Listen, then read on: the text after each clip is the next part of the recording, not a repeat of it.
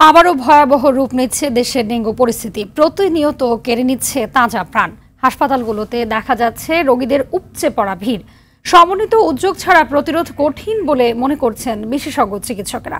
এদিকে মশা নিধনে সরকারের দৃশ্যমান কোনো ব্যবস্থা না থাকায় ক্ষোভ জানান সাধারণ মানুষ।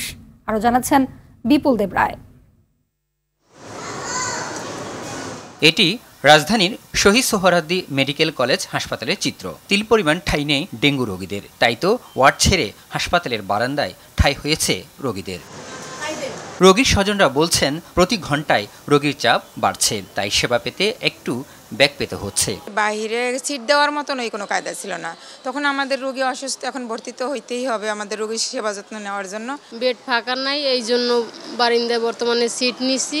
এবার ডেঙ্গু রোগীদের বিভিন্ন রকম উপসর্গ দেখা যাচ্ছে, যা বুঝে ওঠার আগেই ডেঙ্গুর কাছে ধরাশায়ী হচ্ছেন বলে জানান রোগীরা। সিনড্রোমগুলো একটু এবার ভিন্ন লেগেছে, যেমন পেটে পানি জমা, তারপর হচ্ছে যে পেট ফুলে যাওয়া, পাতলা পায়খানা হওয়া, এই সিনড্রোমগুলো মানে কমন ছিল এবারে।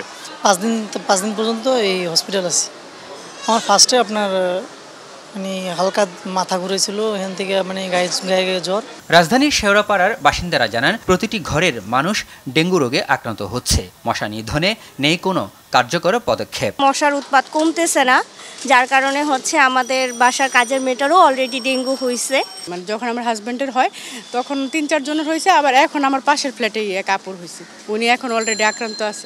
বিশেষজ্ঞ চিকিৎসকরা বলছেন ডেঙ্গু রোগ প্রতিকারের চেয়ে প্রতিরোধ করতে হবে। শুরুতে চিকিৎসকের পরামর্শ নিতে হবে, কারণ উপসর্গ কিন্তু এখন অনেকে থাকছে না, কিন্তু হালকা হলেও থাকছে, যেমন হয়তো বা মাথা ব্যথা থাকছে, পেটে ব্যথা, অথবা তার মনে হচ্ছে বুক ধরফর করছে, একটু শ্বাসকষ্ট হচ্ছে, তাহলে চিকিৎসকের পরামর্শ নিতে হবে শুরুতে। ডেঙ্গুর ক্ষেত্রে আসলে সবার আগে দরকার প্রতিরোধমূলক ব্যবস্থা গড়ে তোলা, কারণ প্রতিকারের জন্য চিকিৎসক আছেই আপনাদের সাথে।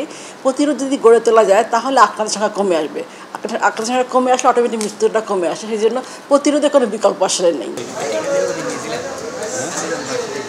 চোখ রাঙাচ্ছে ডেঙ্গু, সে সাথে হাসপাতালের বিছানায় কাতরাচ্ছেন রোগীরা। তবে এই রোগ থেকে মুক্তি পেতে হলে একমাত্র সচেতনতায় বৃদ্ধি করাটাই হচ্ছে প্রধান কাজ বলে মনে করছেন চিকিৎসকরা। তারা বলছেন সচেতন না হলে এই ধরনের রোগ ঠেকানো অনেকটাই কঠিন। বিপুল দেব রায়, RTV, ঢাকা।